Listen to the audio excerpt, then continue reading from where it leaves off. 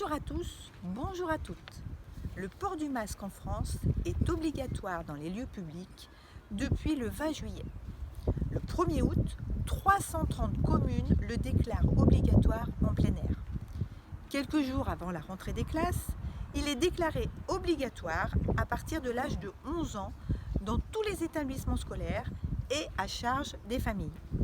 Cette décision politique fait le désaccord de nombreux scientifiques par manque d'études fiables. Elle se base sur un rapport entre autres de l'OMS qui dit que la possibilité de transmission par voie aérienne dans les lieux publics clos et bondés ne peut être exclue. Ceci en lien avec une étude des particules virales présentes dans les échantillons récoltés dans l'air et sur des surfaces hospitalières. Reprenons les données actuelles de la science sur.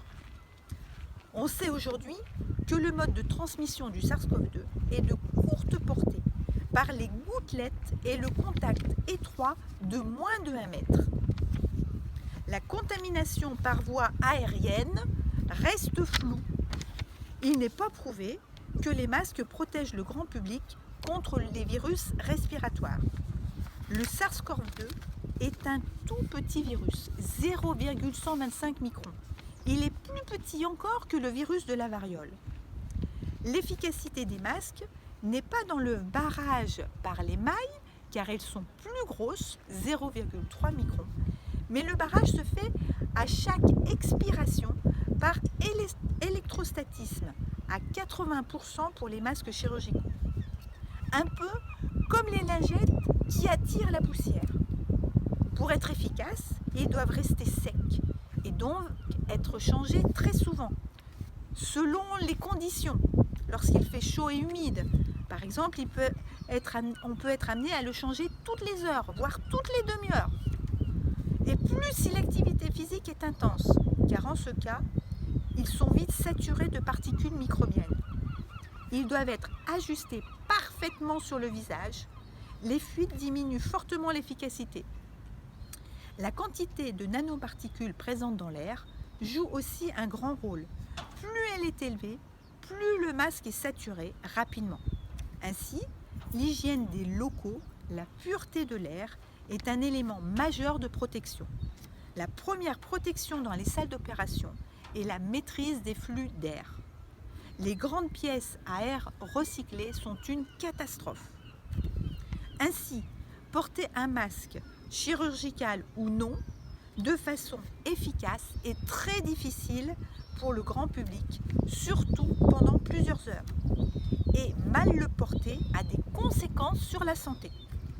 L'OMS a d'ailleurs publié les risques et inconvénients du port de masque. Autocontamination liée à la manipulation du masque avec les mains. L'usage de masques humides, sales ou endommagés.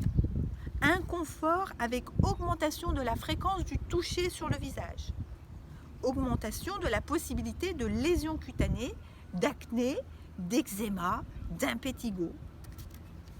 Relâchement des autres gestes barrières reconnus indispensables dans la diminution de la transmission du virus, tels que le lavage des mains et la distanciation.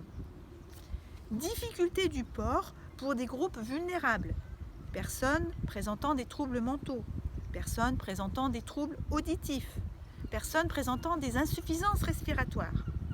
Augmentation du risque de contamination par rapprochement des personnes qui se comprennent mal.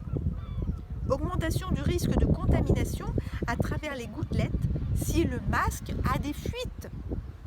Augmentation du stress et des difficultés respiratoires ressenties. Augmentation de la charge virale favorisée par le milieu humide des masques avec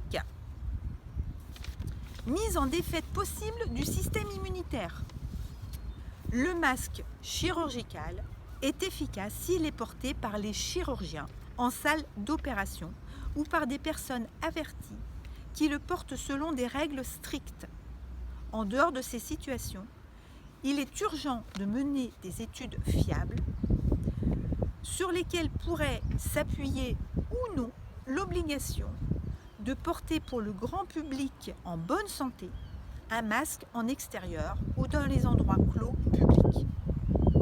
Encore et encore, je prône le rôle important des défenses naturelles pour faire barrière au virus. J'encourage le renforcement du système immunitaire par une alimentation saine, une activité physique régulière. La sédentarité est la 4e cause de mort mondiale, contrôlable. À ce jour, je constate au cabinet toujours plus de stress Covid induit et l'apparition de lésions cutanées liées au port de masque prolongé dans de mauvaises conditions. Alors, masque ou pas masque? J'aimerais suivre la sagesse du saint patron des médecins, le grand Hippocrate. Primum non nocere. Surtout, ne pas nuire. Mais le législateur a tranché. 135 € d'amende pour les non-masqués dans les lieux publics obligatoires. On assiste avec la rentrée des classes à une augmentation des cas positifs, sans pour autant voir les services hospitaliers débordés, ni les cas graves envahir les services de réanimation. Là où le virus circule le plus, c'est dans les médias. Et nous sommes condamnés, pour une durée indéterminée, à voir circuler des masques mal ajustés, échangés certainement moins souvent que chaussettes et slips.